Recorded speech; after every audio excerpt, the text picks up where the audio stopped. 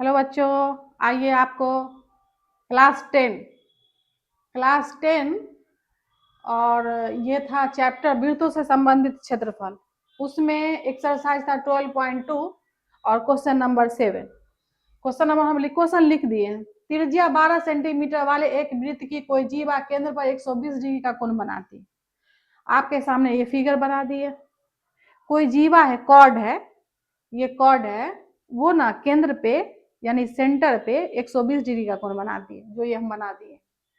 अब कहता है जो बनाती, ये जो जीवा बनाती है उस जीवा का संगत वृत्तखंड का क्षेत्रफल। तो ये जीवा का सटा हुआ ये भाग है और इस जीवा में तो पहले ये केंद्र पर बनाई, तो इससे थोड़ा ये दूरी हो गया, तो जो संगत में नजदीक में है यानी कि उसको आपको कहा नहीं है तो घुमा के ये समझिए कि वो छोड़ लघु वृत्तखंड का क्षेत्रफल पूछ रहा है आपसे। माइनर जो है, एक होता है मेजर, एक होता है माइनर, तो वही माइनर का पूछ रहा है आपको। तो आप ये देखिए कि सबसे पहले आपका त्रिज्या कितना दिया हुआ है। तो त्रिज्या है 12 सेंटीमीटर। और एक चीज देखिए, केंद्र पर जो 120 डिग्री का कोण बनता है तो हम क्या करते हैं, साइन थीटा लिखते हैं ना। तो साइन 120 डिग्री, तो साइन 120 डिग्री को हम क्या किए हैं, 180 में से 60 घटा दिए हैं।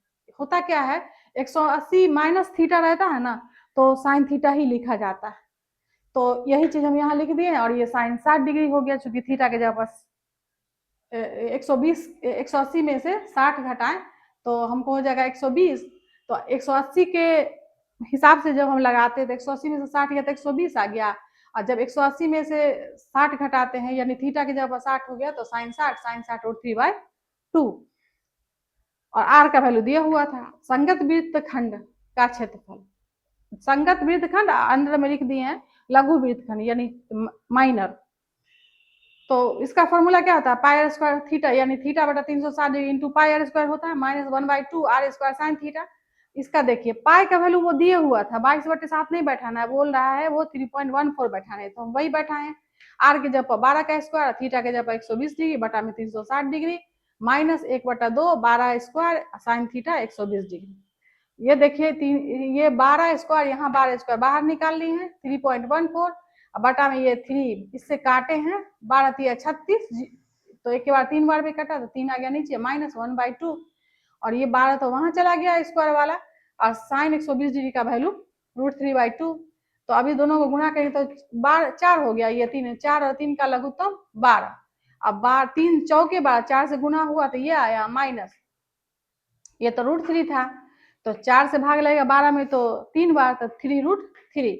अब यहाँ देखिए इस 12 से 12 में कट गया, 12 बार में तो 12 हो गया, और ये यहाँ रह गया, और 3 और √3 का वैल्यू यहाँ बैठा दी। फिर दोनों को गुना किए तो ये आ गया, इसको घटाए हैं तो ये आया, अब इस दोनों को गुना किए ये आ गया। तो ये आपका कैलकुलेशन है, अच्छे से करेंगे तो आपका ये क्वेश्चन कंप्लीट हो गया, क्वेश्चन नंबर 7। ठीक है, थैंक यू।